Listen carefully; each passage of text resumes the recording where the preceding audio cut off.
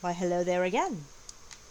Welcome back to Let's Play Eldritch. We're just about to head into the Nyarlathotep level and go from there. Now, as we know, the Nyarlathotep level is a little bit tricky and treacherous. I still don't have the destruction amulet, which is a very unfortunate thing a situation to be in this level, because so many things require being able to open or get around other things, or tunnel through tunnels. Show off a little thing. Yep. Game has Ghostface lean. I don't know if I showed that off last time at all, but it does have Ghostface lean. Now we do have to be very careful because there is an enemy in this level that is new, and it is silent. It is fucking silent. It makes no noise. And you won't know until it pretty much just murks you from the word go. It's very, very annoying to deal with. Very frustrating, but part of the game now is what it is. Hi, you can't get me up here. You know, tripwires are still a thing. You might even notice a few new tiles in the Nyarlathotep segment, which is excellent for us because it shows off some new stuff. It looks a lot different than we played last time, you might notice. A lot of more interesting design choices here. Oh, here's that new enemy now. This Night Gaunt. It is a pitch silent enemy, as you see, that comes out of nowhere and just shoots like a motherfucker. And it hits hard, too. It's like 2 damage, I think. It's a pretty dangerous enemy. Doubly so because it's so quiet. So the Nyarlathotep level we know is a little bit difficult. We definitely don't want to be zipping through here too fast. Oh, there's a fountain. Hey. Thank you. Nah, I don't need the knock power.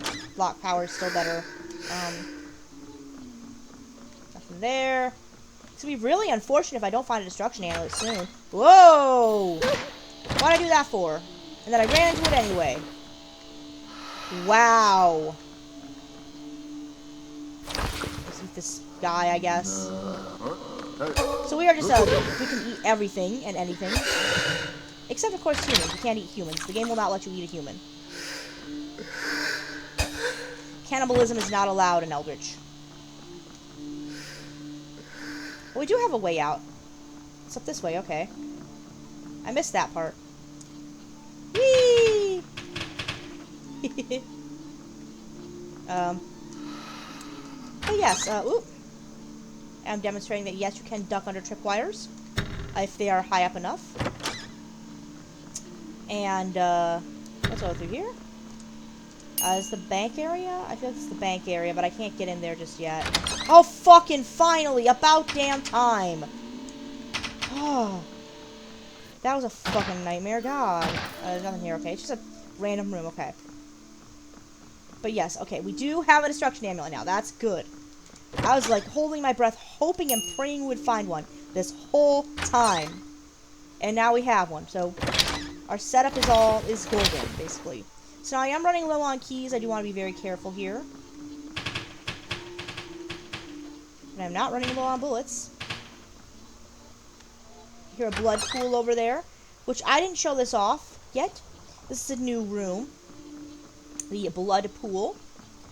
This is an area where if you come in here, if you need items, artifacts, you can spill your blood into the pool. Good. Takes health and gives you some icons. Amulets. It's a desperation move. Pretty much you never want to use it. It's if you desperately ever need artifacts, which you pretty much shouldn't, ever. Because they're easy enough to find. Though in this level it can be a little bit finicky and a little tricky. There's also another statue here, so I don't know what it exactly does. But there is a little faith icon, a little cross. If you pray to it, it will, I think, give you health back. I think that's what it does. But I don't see it very often. Kind of a rare thing to see.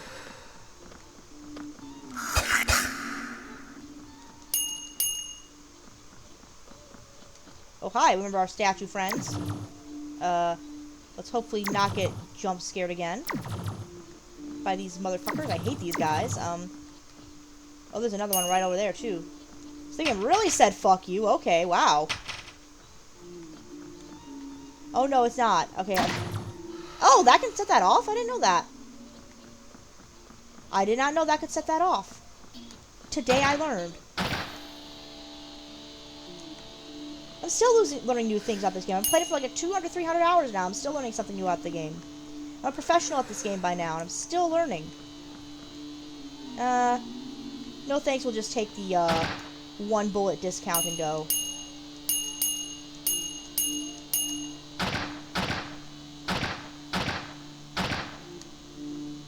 Hello there. Now I'm gonna take some meat here. Do need to heal myself. I don't really need to go through this way. Oh. Oh. Well, hello, friend.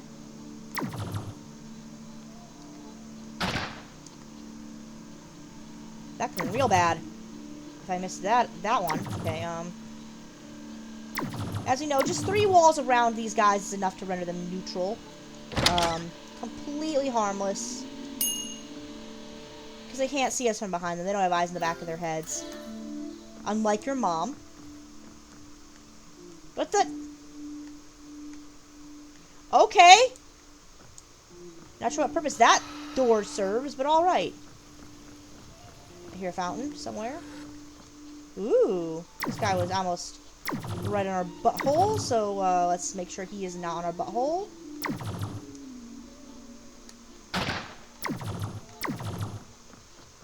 I hear a fountain, too. I want that fountain. I don't know where it is. Might be below us.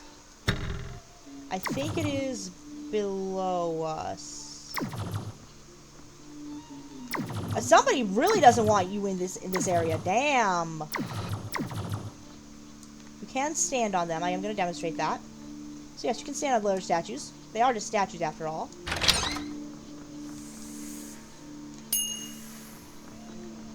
What? And, yeah. That's about being a master of multiple games, is that you kind of know all these little tips and tricks.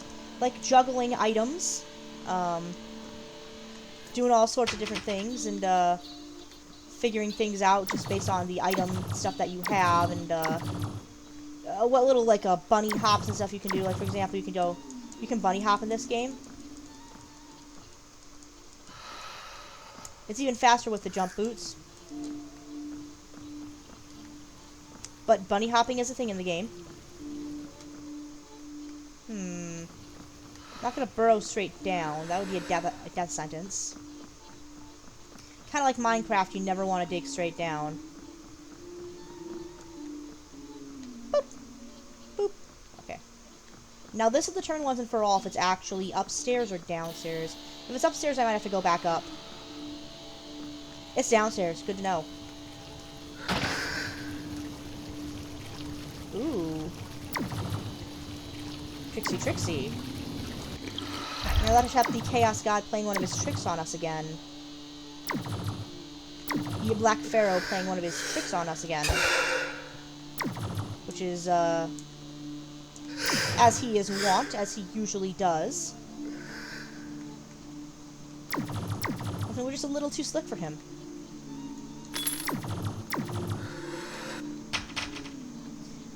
It's not much our, chaotic friend can do but watch us take all his loot. Sucks to suck, Nyar Nyar. Perhaps he is testing us. Do you suppose he is testing us, friends? Maybe he is testing us. 9 minutes in and we're doing good time. Oh! I was about to say, we were doing good time. Until the Stone Lizard Nation attacked here.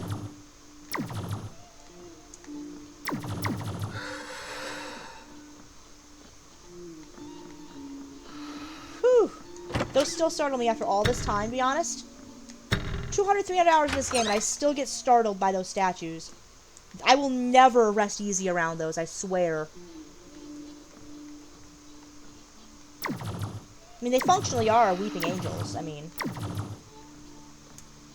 Now, speaking of, like, I know I mentioned other games I wanted to play that were a little strange. How would you guys feel about me doing a mascot horror game at some point? Not FNAF. It's not going to be FNAF. frankly, I don't much care for FNAF. I think it's a boring game, and I think it's a boring series, and way played out, way past its welcome, in my opinion. But a different series. I'm actually thinking of possibly, acquiring a copy of a little game known as Poppy Playtime, and maybe running through it and seeing where it goes from there. Possibly. This is a big if. Just because, you know, it's one of those things that I think in general the game itself is one of those games that has a very high quality nature to it for a mascot horror. I think it's actually one of the better mascot horrors that's come out in recent years. One of the only, I think, has an actual interesting story with actual interesting things going on in it. As opposed to yet another, oh, jump scare-a-rama. Like, it actually seems to try, you know what I mean? It's trying to do something interesting and trying to add something new and unique. Like, something interesting and kind of go for a nostalgia, analog horror bent, which is not something I see a lot out of the other mascot horror games. Because they tend to all be very samey otherwise. I see no gods here other than me. But yes, it's one of those things where I feel like tends to be, it's a game that tends to be a genre that tends to be very played out and very samey. But I feel like Poppy Playtime does just enough different to make it kind of worthwhile. Maybe look into it. And that's usually not my thing. It's usually a very, like, Gen X thing. Or, like, sorry, not Gen X. A Gen Z thing. Got my alphabets confused there. It's a very Gen Z thing, mascot horror, in general. So I feel like maybe it would tap into a different market. Kind of give you guys something else to look into and enjoy me doing.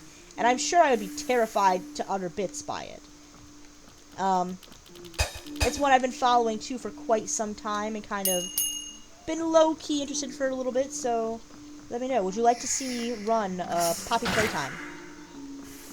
Would you like to see that? Would that be of interest to you guys? And if it would, then by all means, give me the time and the effort, and I will have the money for it, get a copy of the game, and we'll go from there. I know it's getting an update recently. It's getting some graphical updates.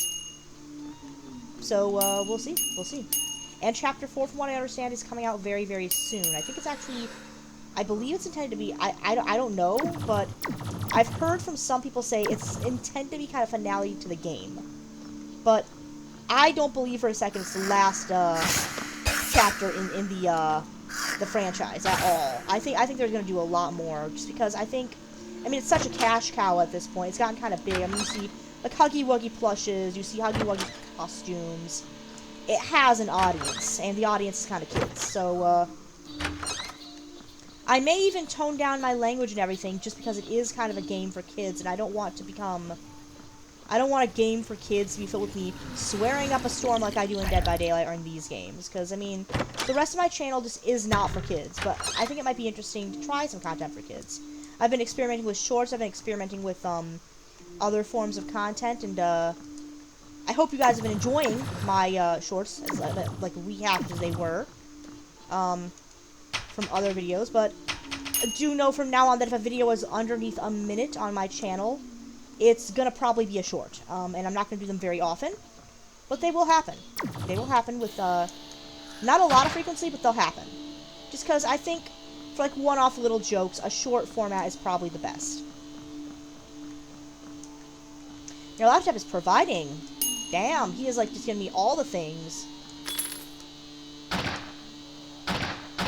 Oh, hey! Oh, hi, friend. How you doing? Don't mind me. I'm just gonna stab you here. I'm gonna stab your butt here. For the crazed butt stabber. Then I'm gonna take your stuff, and I'm gonna leave. See how that fits you. Another destruction amulet. Yeah, no, Nyarlathotep heard my pleas. Damn, he actually listened, damn. Finally, a god that listens, imagine.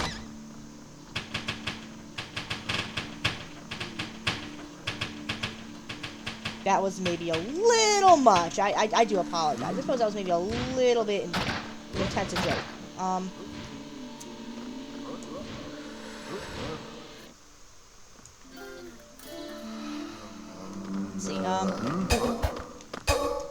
You guys know I'm not, like, exactly the most, PG person on the planet, let's be honest.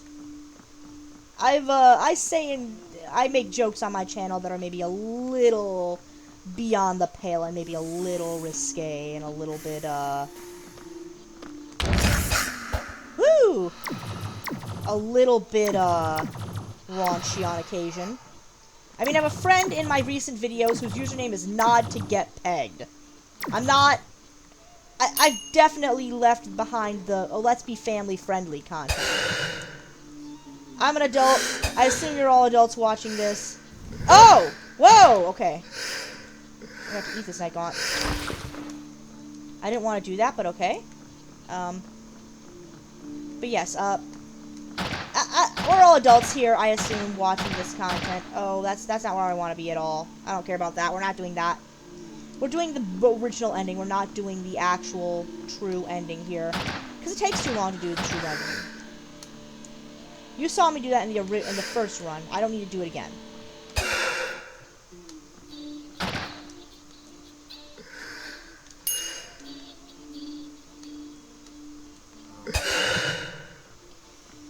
Dang, you know, if these rounds keep going this fast, I may just have to put the Cthulhu level into the same video here.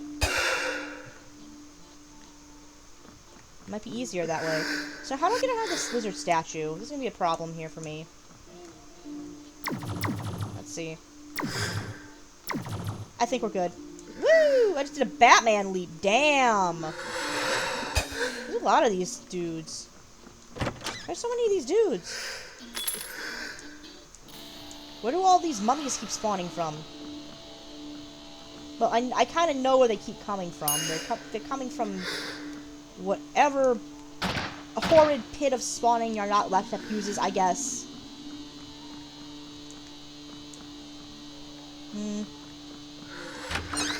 Another night gaunt? That's another night gaunt, okay. Bullseye. Ah! Okay. The game can still scare me. Damn!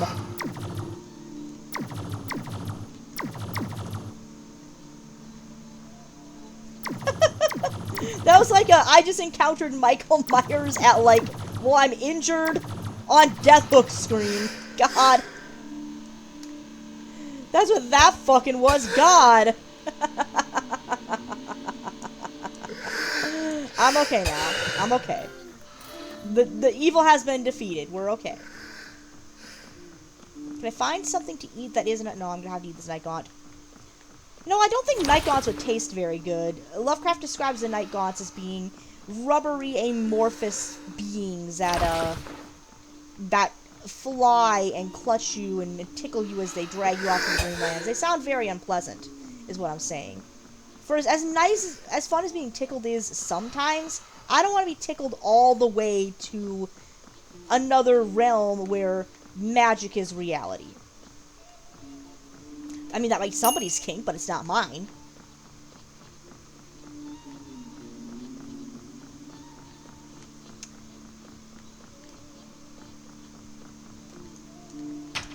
But, yeah. So the night gaunts were, they actually came from night terrors that Lovecraft had as a very young boy. He would have these persistent night terrors of these things, these rubbery gargoyle-like faceless creatures coming to steal him away, in essence, which basically, which he called night gaunts, and they do play a role in a few of his stories. Dream Quest of Unknown Kadath is one. They play a role in a few others. They're said to be the messenger of Nodens, the god of hunters and navigators, and a foe to Nyarlathotep, whose level we are playing right now. One of the elder gods, which we don't see mentioned a lot in the Lovecraft mythos by some people, although August Nyarlathotep was a big proponent of them and decided to make them the good guys to the Cthulhu mythos' bad guys, which of course I don't necessarily agree with. I don't think the mythos should be a thing that is a good-evil sort of dichotomy like that. They just kind of are. They just kind of vibe. Lovecraft never gave them morals, so I don't tend to give them morals. They just kind of do what they do, and they are what they are, and they're vibing in the universe. And sometimes, unfortunately, humans cross paths with them. And when that happens, you know, madness ensues. Chaos and madness ensue. And our little insignificant world just kind of becomes a little bit stranger. And that, I think, is the big appeal of Lovecraft stories as well, is there's something greater than you, and it's big, and it's scary, and it's weird, and it just is going on without you, doing its own thing, and in a way that's actually kind of refreshing to know that the universe doesn't give a shit about you. Even Lovecraft sounds like, it's like all of my stories are about people being insignificant because we are insignificant. You don't want to be significant. And he was right about that. You don't want to be significant. You don't want to be cosmically significant. You don't want to be important to the grand scheme of things. Like, quoting me was something like, who wants to be cosmically significant anyhow? There is enough to contain in a short life here on Earth, or something like that. It's a very poignant quote, because, again, he's right about it. One of the very few things he was actually correct about. Life is inherently kind of meaningless, and it's up to you to make your own meaning. And I mean, that sounds kind of nihilistic, but, I mean, it just is the case. You are the one who creates your own destiny in life. You are kind of the master of your sail.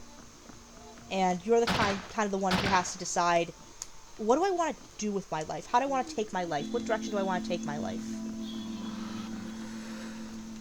Am I doing the right things in life? And we all have those thoughts and those fears of cosmic insignificance, I feel like, where we sometimes think, well, is there a plan for me? And I think it's maybe a little comforting to know that, nah, there's not really any plan, fam.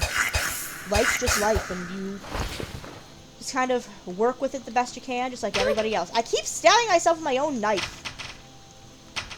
You know, not the most, elegant thing while I'm talking about the nature of reality and how life is a meaningless game, but thanks. I do hear a fountain. But it's over there. It might be downstairs, actually, now that I think of it. But yeah, no, I've always been kind of the impression that life is a cheerful absurdity. And because it's a cheerful absurdity, it's up to you to define what that absurd is and kind of make it either work for you or do what you want with it. And, you know, life's not always going to go the way you think it does. Mine certainly didn't. I didn't think I'd end up in the place that I am in now. I didn't think I'd end up playing Dead by Daylight on stream. I didn't think I'd come back to my YouTube channel at all. I wanted to, but I didn't think I would. I didn't think that life was going to give me... Fuck, God. I was in 1,100 subscribers now. That's insane to me. That I even have people who care about my macaroni art that much. And these videos are basically just my macaroni art, in a sense. That is insane to me that I have people that even give a crap. And that so many of you actually grew up watching my videos. That just blows my mind. And that you've stuck with me all this time, too, just waiting for me to come back. And I really do feel blessed that you guys did stick with me until I came back. I would have thought, personally, if I were me, I would have, like, given up hope by now. I wouldn't have assumed I was going to come back ever. And I would have just, like, oh, well, this YouTube channel's dead, time to move on and unsubscribe, but I guess not. I guess, really, you do like my stuff, and that, again, that means a lot to me. Just knowing that someone, somewhere, and 1,000 some few people apparently like what I do, and enjoy what I do, and have fun with my content. That, to me, blows my mind. And I wonder what it's going to be like when I get to another 1,000, if I get to another 1,000. If I don't, I don't. If I do, I do. But, I mean, it'd be nice to, wouldn't it? So I do hope I make it that far. I hope I make it that far, because I feel like entertaining people is great, and being able to show off these nifty things I do is fun to me. And there's no better way to show off some of the weird things that I enjoy and some of my stuff that I like to do than to share it with others. And YouTube lets me do that. Ah! Okay. That was a bit of a fire frenzy that I didn't want to get into, but okay. But we're alright. We lived. All our limbs attacked. Hi! Thank you. But again... oh my god. I definitely gonna have to get some, like, cold meth. But it's not a terrible cold, which is good. It's like I have, like, itchy eyes, and I have, like, a sore throat. Not like a sore throat, but it's like a tickle in my throat. And just kind of a bit of a stuffy nose. I don't think it'll get worse. This feels like it might be the worst of it. Which is good, because, again, I'm going to a convention in a couple days. And I don't want to be sick for when I go to this convention, because I'm going to a Monster Mania Con in Baltimore, and I am going there because that is they are doing the Scream reunion. Yes, yes, yes, one of my favorite scary movies of all time. And the cast and crew of the original Scream, minus, unfortunately, Courtney Cox and Neve Campbell, because they're filming Scream 7, I believe, are gonna be there, and I'm just very, very excited, because it essentially means that I get to, in my Ghostface cosplay. Now, I don't know if you know this, my Ghostface cosplay has the ability to do the voice. The way I do it is a little speaker that is set up through underneath my robe, and I pipe in the sound through there. Pipe in the sound through there. The battle's not over. Okay. Yeah, I pipe in the sound through there, so I have my phone as my voice changer, and I have AI-generated lines on there. But, Ghostface's voice actor, Roger L. Jackson, is going to be there, and I'm very excited, because it means I get to Ghostface Roger L. Jackson himself. I get to Ghostface.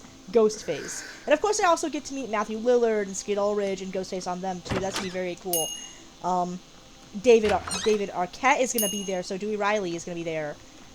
They were going to have Tatum, aka Rose McGowan, there as well, but she had to cancel. So instead they have another person. I forget her name at the moment, but she was in Scream 2. So that's going to be fun. That's going to be very, very fun. Very excited for that. And there is one more thing, which I don't think I ever talked about this on my channel, but I am a fan of many different musical styles, as we all know. And one of the big styles I am into is metalcore. And one of my favorite metalcore bands is Ice Nine Kills. And the singer for Ice Nine Kills, Spencer Charnas, will be there. And I am also very excited for that. Because I just know, he's the type of dude who would geek out if somebody came up to him in the Ghostface costume and spoke in the voice. He seems like that kind of guy, doesn't he? And, I mean, I might be wrong. I mean, I've had the pleasure, too, of going to several cons this year and being able to meet a lot of different people and learn from them and pick their brains a little bit, talk with them. It kind of get the chance to meet some of these people who gave me nightmares as a kid. Very recently, like this past June, I went to a convention and they had a Final Destination 2 reunion. And all of those who have watched Final Destination, you know how fucking traumatic that film was, especially for us when we were in the 90s. We grew up in the 90s and you watched it early 2000s. Especially the truck scene. So, for like something like 12, like 15, 20 years, I have been like terrified of this friggin' truck scene. And I got to meet the dude whose idea was, and the first thing I said was like, "Sir, first of all, fuck you for scaring my childhood self. Sir, second of all, you're a fucking genius." So I got to meet him. I got to meet the director of the Blair Witch Project. That was very cool.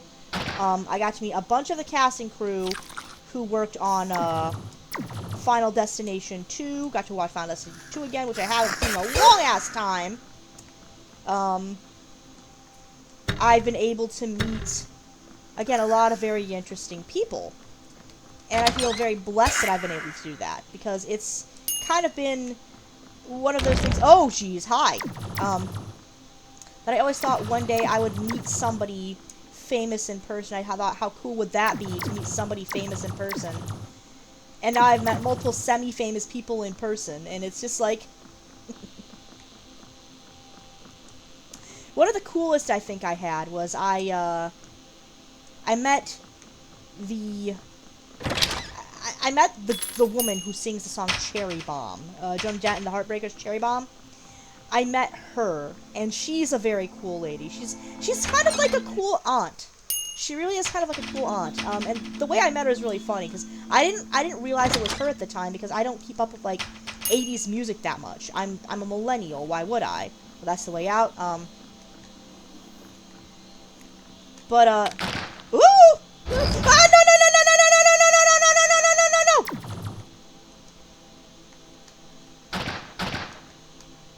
Oh, I'm very scared. I'm very scared. I'm very scared. I'm very scared. I'm scared. I'm scared. I'm scared. I'm scared. I'm scared. I'm just gonna take this and go. I'm just gonna take this and go. Anyway, I'm not gonna continue that story because I am petrified now, but I guess I can kind of sort of continue it. So as I was saying, I met her, and actually, I was at the hotel's bar, and just kind of sitting down, you know, having a drink, having some food, and just relaxing, and, you know, chilling. And this woman comes and sits and gets some food as well, and we start talking about stuff, and, I explained to her kind of some of my woes. She's like, you know what, for all that you've been doing so far, getting your own apartment, this, like, all by yourself, I'm very proud of you. And I'm like, oh, wow, thank you. And then I didn't realize until I went up to my room and I saw the flyer for all the guests at the event that was who that was. The next day I come out like, whoa, oh my god. So I completely, my first experience meeting a celebrity was somebody I ran into at a bar during a convention who happened to be a famous-ish singer, so there's that. But, that's all I have for you. I'm gonna have to stop it here before we go on to the Cthulhu segment. Until next time, this has been your Phantom Safety Pin. I will see you in the next one. Goodbye.